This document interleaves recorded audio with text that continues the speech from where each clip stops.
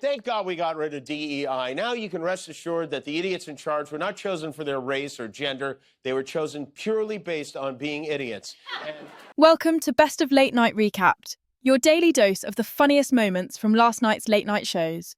Today, we're diving headfirst into the Trump administration's latest oopsie, a Signal group chat about secret war plans that somehow included a journalist. Yep, they texted their Yemen strike plans to Jeffrey Goldberg of The Atlantic, because nothing says classified like hitting send to the wrong guy.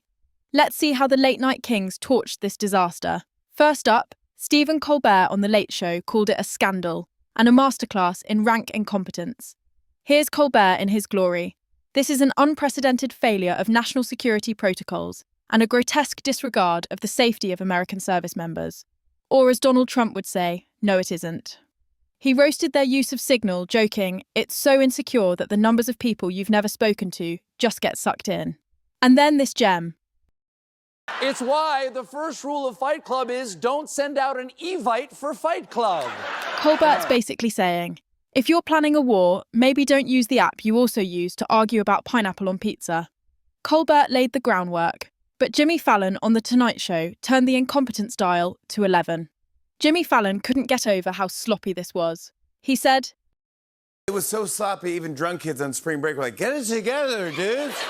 Come on, man." He spotted those green text bubbles, yep, Android users in the mix, and quipped, "Who has an Android? You know it's Vance." And here's the kicker. Meanwhile, today, Trump held an emergency meeting to decide what scandal he's going to introduce to make this scandal go away. Fallon's out here picturing Trump like a magician pulling scandals out of a hat. Is this your leak?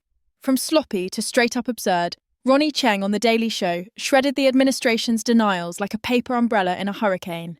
Chieng went full savage. Hey, look, just because you write in all caps, "This is when the first bombs will definitely drop," doesn't mean they're war plans.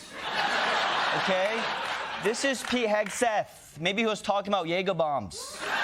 He also threw out a wild theory about Mike Waltz's excuse for Goldberg being in the chat, suggesting Waltz might be having an affair with him. Ronnie's like, forget war plans, sounds like a love triangle gone wrong. Absolute chaos, and we're here for it. Last but not least, Jimmy Kimmel on Jimmy Kimmel Live kept it real and let the stupidity shine. Kimmel broke it down simply. Now, I'm not an expert on war, these don't seem like peace plans to me. He read the text, F-18's launch, first bombs will definitely drop, and mocked their not war plans excuse. Then he hit them with, This operation was about as secretive as a Fortnite Twitch stream, okay? and the zinger, Thank God we got rid of DEI. Now you can rest assured that the idiots in charge were not chosen for their race or gender. They were chosen purely based on being idiots. Kimmel's out here serving truth with a side of sass. A few more bangers from the night, Fallon said. Yeah, say what you want. This never would have happened under Biden. For starters, he didn't know how to text. It's like handing a toddler a flamethrower and acting shocked when the house burns down. So there you have it, folks. Last night's late-night verdict. The Trump team handles classified info like a drunk uncle handles Thanksgiving secrets, loudly, badly, and with an audience they didn't mean to invite. That's all for Best of Late Night Recap.